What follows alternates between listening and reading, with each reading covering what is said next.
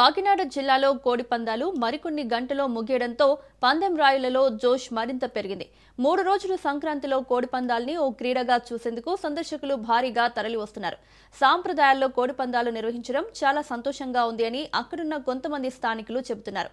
ఇదే అంశానికి సంబంధించి మా కాకినాడ ప్రతినిధి సిద్ధు మరింత సమాచారం అందిస్తారు. కాకినాడ జిల్లాలో కోడి పందాలు అయితే ఉత్కంఠంగా సాగుతుంది. మరి కొద్ది గంటల్లో అయితే కోడి పందాలు అయితే ముగియడంతో పందెం రాయలు అయితే ఉత్కంఠంగా కొనసాగుతుంది. అయితే కోడి పందాలు మొత్తం కాకినాడ జిల్లాలో మొత్తంగా భారీ పందాలతో కోట్లాది రూపాయలు బెట్టింగ్ అయితే మారుతుంది. కొంతమంది పందెం రాయలు ఉన్న వాళ్ళు తిలకించారు కోడి పందాలు చూడొచ్చు. కొంతమంది యువకులు ఉన్నారు, వాళ్ళతో మరింత సమాధానం చెప్పండి సార్. ఈ 3 రోజులు కూడా చాలా బాగా కోడి పందాలు జరగడం, ఇక్కడ కట్టుకోవడం కూడా మన బరువులు కూడా చాలా అనుమతి బాగా ఇచ్చారు, చూశారు.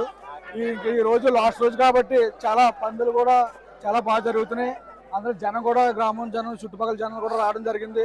ఈ 3 రోజులు బట్టి కూడా పందులు చాలా సక్రంగా భారీ ఎత్తున జరగడం జరుగుతుంది. అలాగే ఇంకా జనాలు కోరుకుంటుంది ఏంటంటే ఈరోజు సాయంత్రం కొద్దిగా 8 ఈ రోజు లాస్ట్ కాబట్టి 8, 9 దాకా కూడా ఈ రోజుతో క్లోజ్ అయిపోతే ఈ సంక్రాంతి సందర్భంగా చాలా బాగా కోడి పందాలు మన కాకినాడ జిల్లా పేరు చెప్పి మంచి బిందు మాధవ్ గారు మంచి అవకాశం ఇచ్చారు మనకి. ఈ రోజు లాస్ట్ రోజు కాబట్టి నీట్గా పందులు కూడా చాలా చక్కగా జరిగినాయి. చాలా అనుమతి ఇచ్చినందుకు మాకు థ్యాంక్ యూ సార్. మీరు ఎక్కడి నుంచి వచ్చారు, ఏ ఊరు నుంచి వచ్చారు? కోడి పందాలు మాది పక్కన రామేశ్వరంపేట అండి, అలాగే ఈ పక్కన సూరంపాలు ఇది పంచాయతీ.